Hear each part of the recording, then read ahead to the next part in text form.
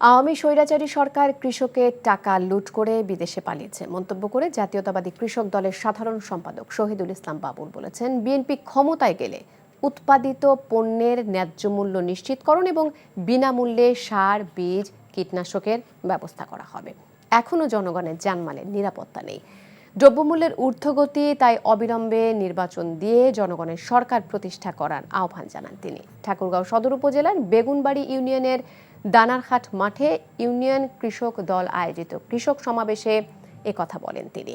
অন্যদিকে জাতীয়তাবাদী কৃষক দলের কেন্দ্রীয় কমিটির সভাপতি কৃষিবিদ হাসান জারিফ তুহিন বলেছেন, স্বাধীনতার পর যারা বাংলাদেশে ক্ষমতায় এসেছে তারা যে প্রতিশ্রুতি দিয়েছিল তা পূরণ করেনি। তারা বাংলাদেশের মানুষকে হতাশ করেছে।